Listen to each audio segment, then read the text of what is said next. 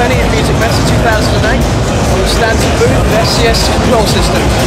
The SCS-1D, which is a Firewire turntable, with the SCS-1M, which is a Firewire mixer control surface.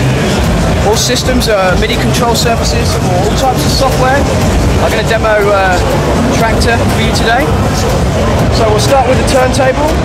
We have a 10-inch motorized platter.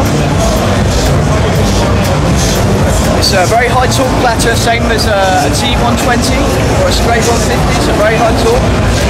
We have a new scratch function inside, whereas before you'd have to put a needle onto a time-coded record. We now have a new scratch function, so we set a track up running.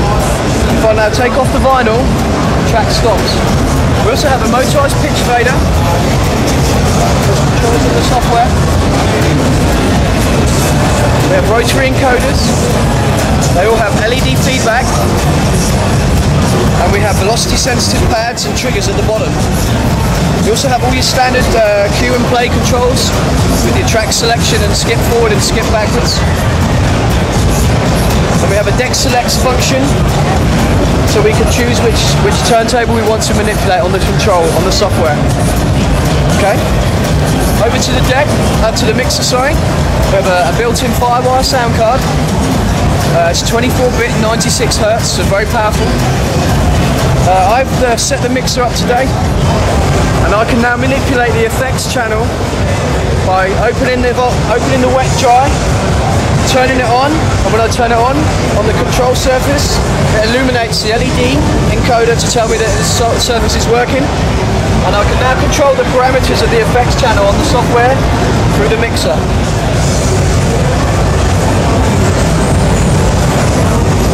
That also feeds back to what happens on the deck.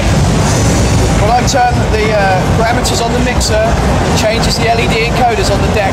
So it's a total feedback system. I can understand what's going on the software without even having to look at the computer. We also have some loops that we've set up and some cues, which is all assignable to the software in Tractor. We can activate loops, I can re-loop, I can change the length of the loop, or I can snap the loop to the beat. So if we activate a loop, there it is, and we'll change the length of that loop from the controller. That will change the length of the loop on the software. I can then change the endpoint, because that's what I've assigned the pads to do. So I can change the endpoint, shorten it down, move that out.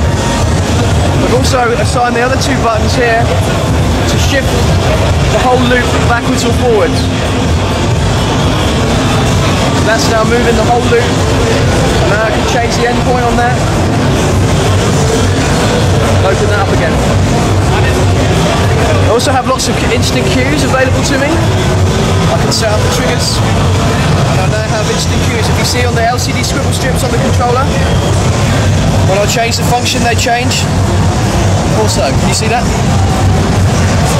So I'll start with some cues. I have an instant cue. There it is. Instant cue 1, instant cue 2, instant cue 3. They're now assignable to the velocity sensitive pads at the bottom of the unit. 1, 2, 3. Now these are velocity sensitive pads, so you can use them like a drum machine. So if you were using a system and you had an effects and a drum machine, you could have a kick drum, a hi-hat, a snare, and you could drum away. We also have a jog wheel on the mixer, so you can track select. So I can select a track, and I've assigned the buttons cancel and enter on the mixer underneath the jog wheel to assign to the right deck and to the left deck.